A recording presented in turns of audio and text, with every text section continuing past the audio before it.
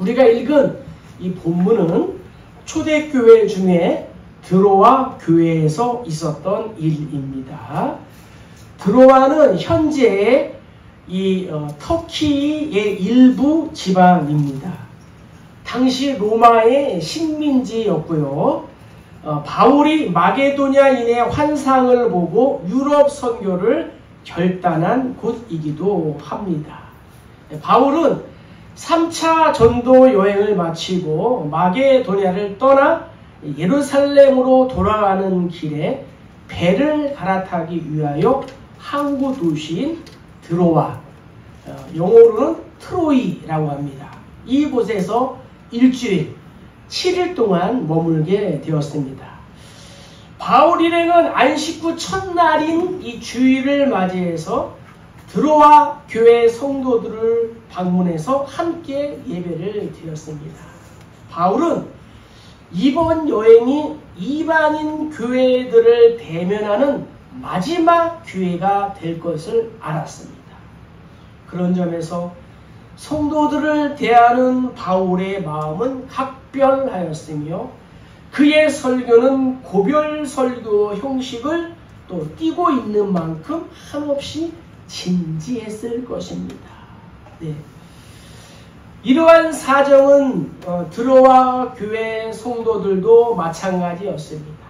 그들은 바울을 또다시 만날 수 없을지도 모른다는 사실을 알고 한 말씀이라도 더 듣기 위해서 정신을 집중하여 경청하였습니다. 우리는 이 드로아 교회를 통해서 교회란 무엇인가 한번 살펴보고 피차 또 은혜를 나누려고 합니다. 자, 먼저 우리 7절을 다시 한번 읽어보겠습니다. 그 주간의 첫날에 우리가 떡을 떼려 하여 모였더니 바울이 이튿날 떠나고자 하여 그들에게 방문할새 말을 밤중까지 계속하네. 아멘. 교회는 모이기에 힘써야 한다 라는 것을 우리가 알 수가 있습니다. 우리가 읽은 본문을 보면 드로아 교회 성도들이 주일 저녁에 모임을 가졌습니다. 성도들은 주일 낮에 모이지 않고 저녁 시간에 모였는데 그 모인 이유가 있습니다.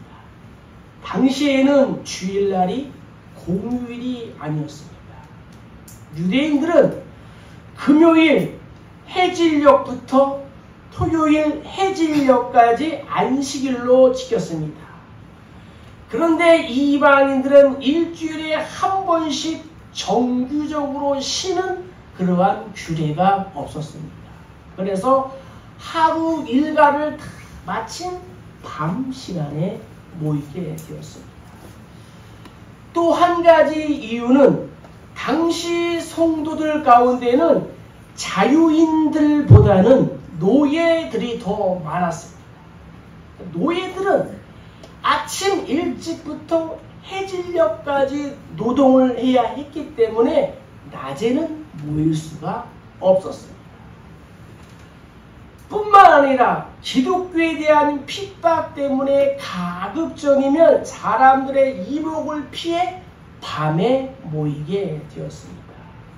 그래서 7절에 보니까 당시 성도들은 그 주간의 첫날에 옛날 성경에 보면은 안식 후 다음 날인 주일에 모여서 예배를 드리게 된 것입니다. 드로아 교회 성도들은 모이기에 힘썼습니다. 기독교는 성도들의 이 모임을 중요시 여깁니다. 신앙생활은 혼자 하는 것이 아니라 함께 하는 것입니다. 성경은 하나님을 아버지라 성도들을 자녀들로 비유하고 있습니다. 기독교가 개인주의가 아니라 부모와 자녀로 이루어진 가정과 같은 사랑의 공동체로 존재한다는 것입니다. 사실 가장 바람직한 교회의 모습은 가정의 모습을 갖춘 교회입니다. 사도시대에는 오늘날과 같이 별도의 예배당 건물이 없었고 성도들의 집에서 자주 모였습니다. 그래서 이 서신서를 보면, 특별히 로마서를 보면 저희 집에 있는 교회에도 문안하라 라는 표현이 자주 나옵니다. 그래서 가정에서 모였다는 거죠. 그 가정교회가 바로 초대교회였습니다. 드로아 교회 역시 어느 성도의 집에서 모였습니다. 자기 집을 예배의 처소로 제공한 것입니다.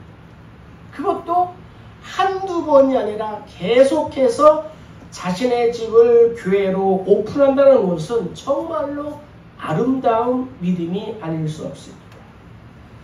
초대교회 성도들 가운데는 신분이 노예인 사람들이 많았습니다. 그래서 하루 종일 노동에 시달렸으나 안식 후 첫날 저녁이 되면 빠짐없이 교회로 모였습니다. 이처럼 성도들이 힘써 모이는 곳에 하나님의 은혜가 임하게 되는 것입니다. 오순절 성령께서 강림하신 마가의 다락방 역시도 성도들이 모여서 합심하여 기도할 때 성령께서 불과 같이 임하신 것입니다. 예수 그리스도를 교회의 머리, 교회를 주님의 몸이라고 한 것 역시도 교회는 개인적인 것이 아니라 여러 성도들이 함께 지체가 되어 서로 연합한 신앙의 공동체임을 말해주고 있는 것입니다. 그래서 예수님께서도 두세 사람이 내 이름으로 모인 곳에는 나도 그들 중에 있다라고 말씀하셨습니다. 그러므로 성도인 우리는 이 드로아 교회의 경우를 통하여 모이기에 힘써야 되는 것입니다. 그리스도인들이 교회에 모이는 것은 세상의 즐거움을 얻기 위한 것이 아닙니다. 개인의 유익을 얻기 위함도 아닙니다. 축복을 받으려고 모인 것도 아닙니다. 이들은 실제로 보니까 떡을 떼고자 모였다라고 말씀하고 있습니다. 떡을 떼는 것은 곧 성만찬을 의미합니다. 성만찬이 무엇입니까? 예수 그리스도의 대속의 죽음을 기념하는 것입니다. 성만찬의 의미는 고린도 전서에 있습니다. 우리가 축복하는 바 축복의 잔은 그리스도의 피에 참여함이 아니며 우리가 떼는 떡은 그리스도의 몸에 참여함이 아니냐. 떡이 하나요 많은 우리가 한 몸이니 이는 우리가 다 한 떡에 참여함이라. 아멘. 오늘날 교회는 절기에만 성찬식을 합니다.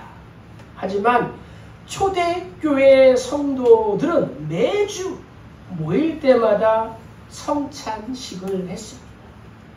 그들이 예수 그리스도의 대속의 죽음을 신앙의 중심으로 삼았다는 것을 말해주고 있는 것입니다.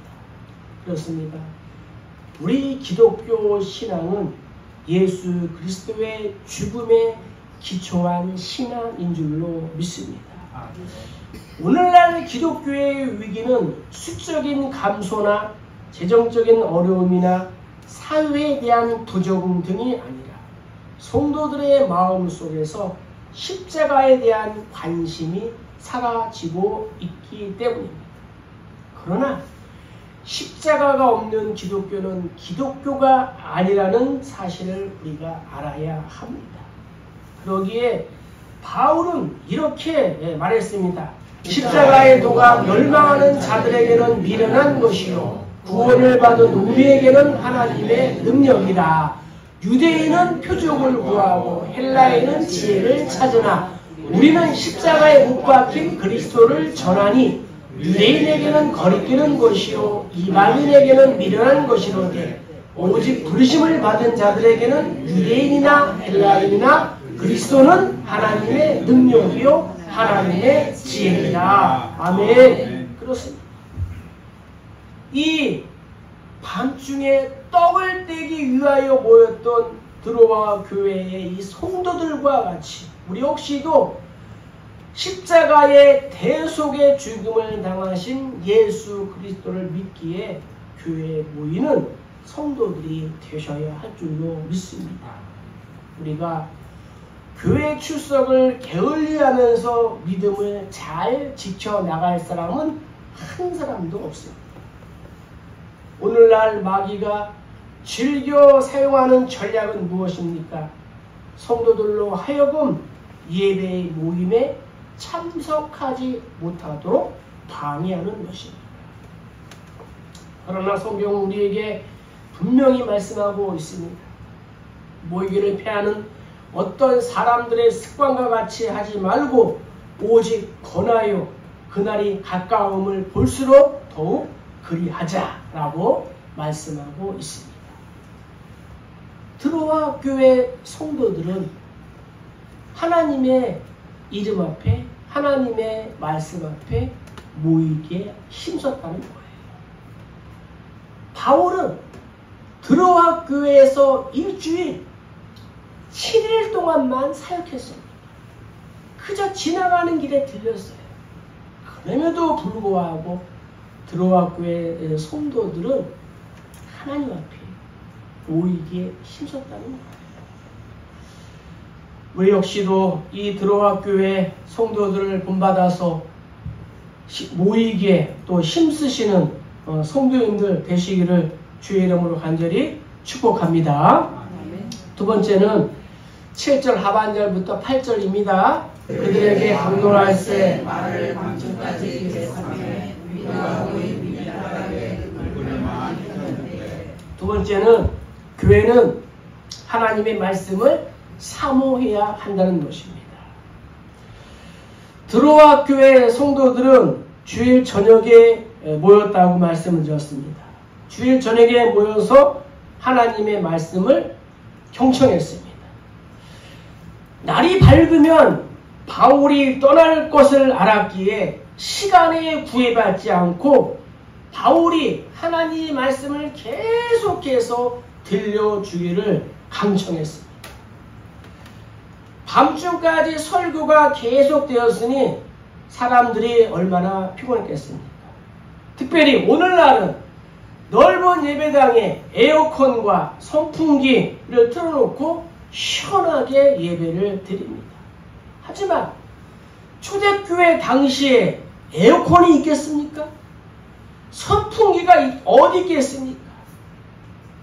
좁은 방 안에 3층 다락에 모여 앉아서 예배를 드렸다는 거예요.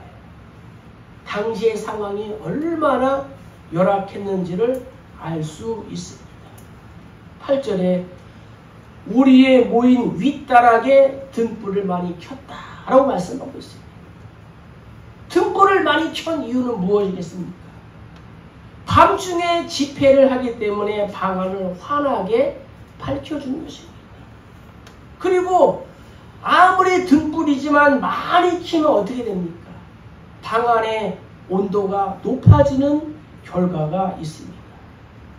그렇지 않아도 3층 다락방에 사람들로 가득가득해서 공기가 후덥지근한데 등불을 많이 켰으니 공기가 탁해서 졸음이 온다는 거죠.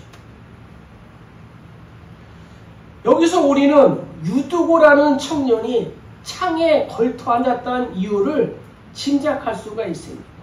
유두고는 하루 종일 육체 노동을 하고 몸이 피곤한 상태로 집회에 참석했을 것입니다.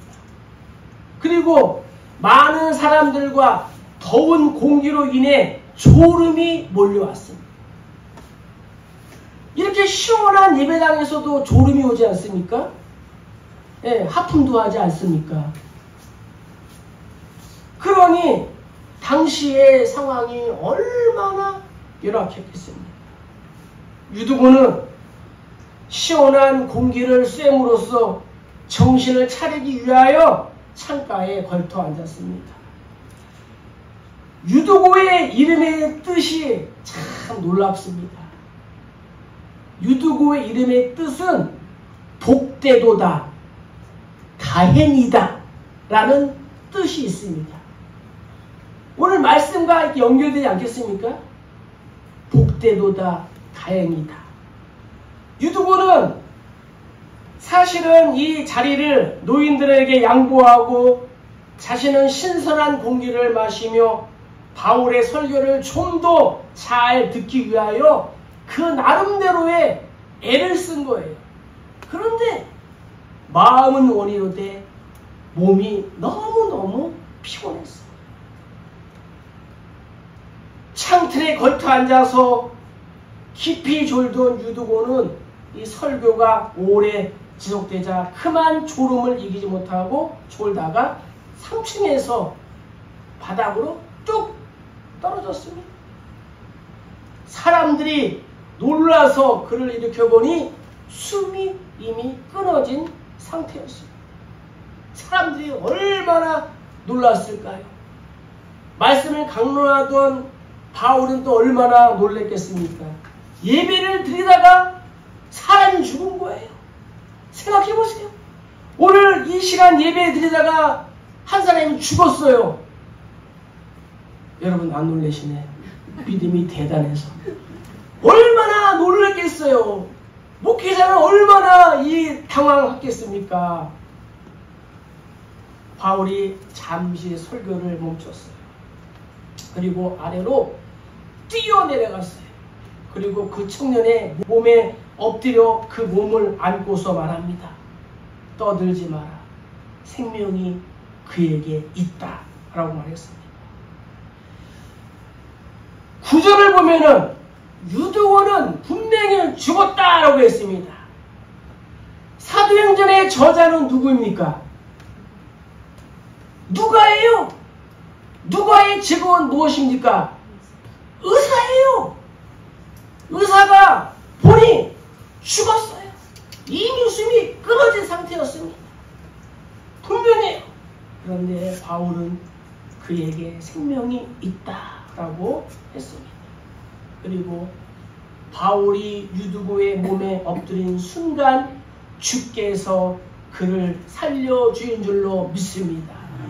주께서 말씀을 사모한 이 유두고의 중심을 보시고 그를 살려주신 거예요. 유두고가 살아나는 것은 하나님의 사랑이요 또한 부활의 증표인 줄로 믿습니다. 이렇게 성경에는 죽었다가 살아난 사람들의 이야기가 종종 등장하고 있습니다. 저는 오늘 말씀을 준비하면서 드로아 교회 성도들이 저녁 시간부터 밤중까지 장장 대6시간이 넘도록 바울의 설교를 경청했다는 사실에 놀라움을 금할 수 없습니다. 오늘날에는 어떻습니까? 설교가 30분만 지나가면 모두들 시계를 뭡니까? 설교 끝내라는 거예요. 시간이 지났다는 거죠. 바벨론 포로에서 귀환한 이스라엘 백성들은 자발적으로 수문화 광장에 모였습니다. 그리고 학사 에스라에게 모세의 율법책을 가져오라고 했습니다. 그리고 읽도록 했습니다. 백성들은 새벽부터 저오까지 하나님의 말씀을 들었다라고 성경은 기록하고 있습니다. 우리 신앙생활의 첫 출발은 성경에 관심을 두는 것입니다. 말씀을 사모해야 되는 것입니다. 우리가 말씀을 사모하며 들을 때에 말씀을 듣는 사람의 마음에 은혜가 임하고 또 성도들이 은혜를 받으면 교회는 덩달아 은혜스러워지는 줄로 믿습니다. 기독교는 말씀의 종교입니다. 그리고 하나님의 말씀을 기록해 놓은 책이 성경이에요. 설교는 성경에 기록되어 있는 하나님의 말씀을 소개하고 쉽게 풀어서 말해 주는 것입니다. 하나님의 말씀은 어떻습니까? 히브리 기자는 이렇게 고백합니다. 하나님의 말씀은 살아있고 활력이 있어 좌우의 날선 어떤 검보다도 예리하여 혼과 영과 및 관절과 골수를 찔러 쪼개기까지 하며 또 마음의 생각과 뜻을 판단하나니. 아멘. 하나님의 말씀은 살아있는 말씀인 줄로 믿습니다. 믿음은 들음에서 나며 들음은 그리스도의 말씀으로 말미암았다라고 기록하고 있습니다. 성도님들 중에 그런 분들이 있습니다. 목사님, 왜 저는 믿음이 안 생길까요? 교회 와도 믿음이 안 생깁니다. 어떻게 해야 믿음이 생깁니까? 하나님의 말씀을 읽어야죠. 들어야죠. 지켜야죠. 믿음은 말씀을 들어야 생겨난다는 거예요. 말씀을 들을 때에 우리의 마음이 뜨거워지고 구원의 진리를 알게 되는 거예요. 예수님의 이 죽음의 소식을 듣고 실망하여 엠마오로 내려가는 두 제자에게 예수께서 나타나셔서 말씀하시니 그들의 마음이 뜨거워진 줄로 믿습니다. 그 다시 어떻게 했어요? 엠마오에서 예루살렘으로 올라간 거예요. 그날 밤에 예수께서 사랑하셨다, 부활하셨다, 나를 만나주셨다, 이 얘기를 하기 위해서 그날 밤에 다시 이 심리를 걸어서 갔다는 거예요.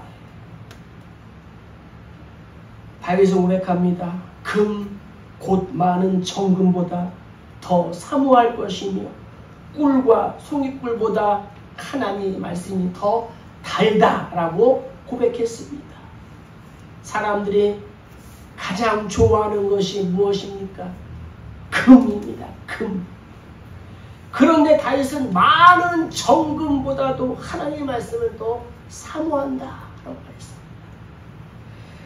세상에는 꿀보다 더 단 것이 없는데 다윗은 말씀을 꿀보다 더 달게 여긴다라고 했습니다. 이처럼 하나님의 말씀을 사모한 다윗이었기에 일평생 하나님과 동행하는 삶을 살아갈 수 있었던 것입니다. 우리도 마찬가지.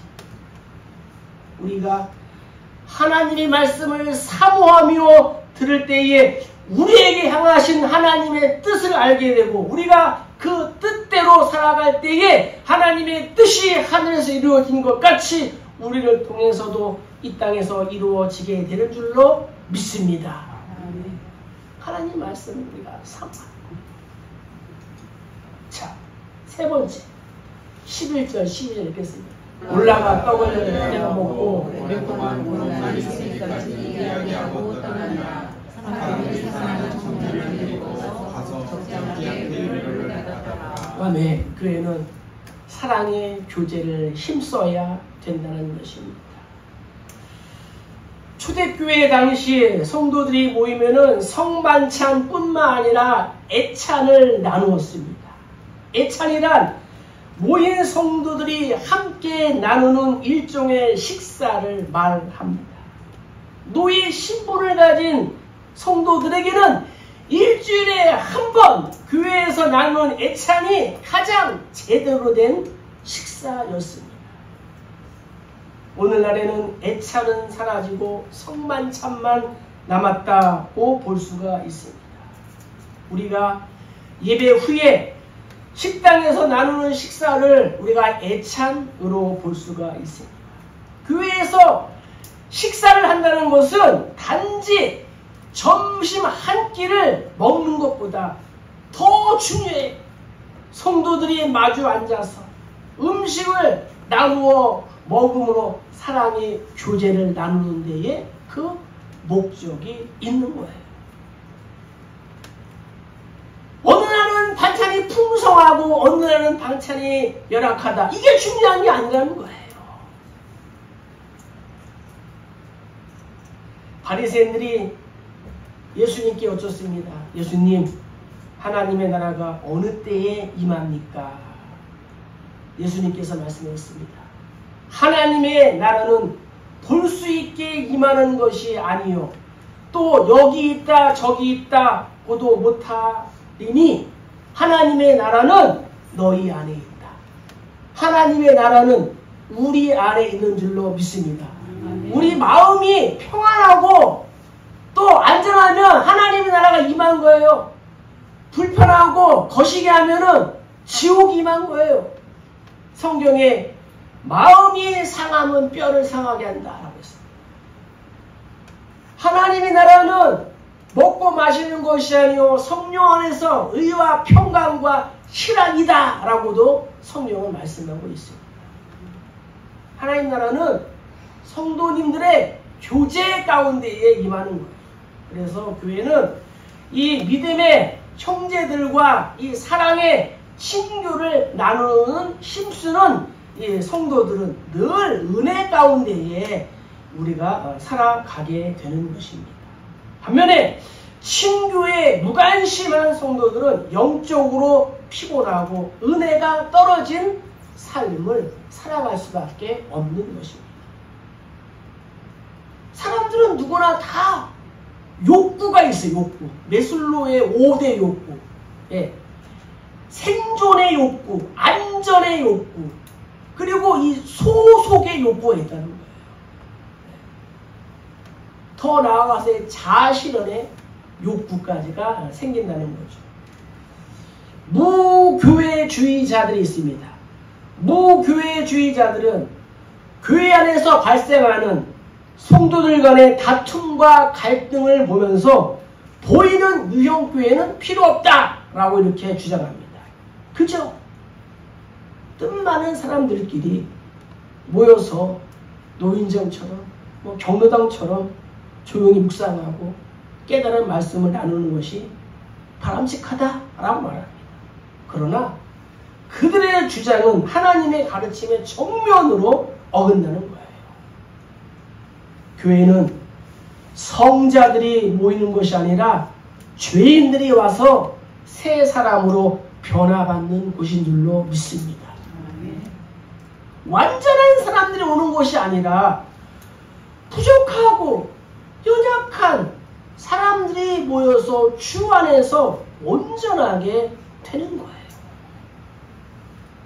따라서 예수를 믿고 교회의 회원이 되었다 할지라도 하루아침에 성자가 되거나 완전한 사람이 될 수 없으므로 우리는 늘 말과 행동을 통해서 이 부족함과 결함을 드러내가 있습니다. 때로는 성도들 간의 말과 행동으로 상처를 주고 시험에 들게 하는 경우도 있습니다. 이러한 현상은 오늘날 교회뿐만 아니라 초대교회도 마찬가지였다는 거예요. 그런데 중요한 것은 우리가 알아야 할 것은 무엇이냐? 성도들은 서로 부딪히면서 모난 성격이 다듬어지고 자신을 되돌아보게 되고 서로 간에 더 깊은 이해와 용납이 있게 되는 줄로 믿습니다. 바울은 로마서에서 이렇게 고백했어요. 믿음이 연약한 자를 너희가 받되 그의 의견을 비판하지 말라. 믿음이 강한 우리는 마땅히 믿음이 약한 자의 약점을 담당하고 자기를 기쁘게 하지 아니할 것이라 했습니다. 초대교회 당시는 서두에 말씀드린 것처럼 경제적인 여유가 있는 이 성도들이 가난한 노예 신분의 성도들을 위해서 음식을 준비했습니다.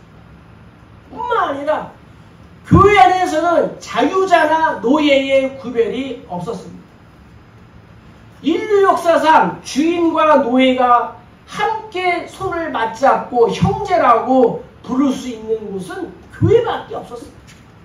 2000년 전 노예 제도가 있던 시대의 기독교는 주 안에서 모든 사람이 평등하다라고 선언하고 교회 안에서 그대로 실천했다는 거예요.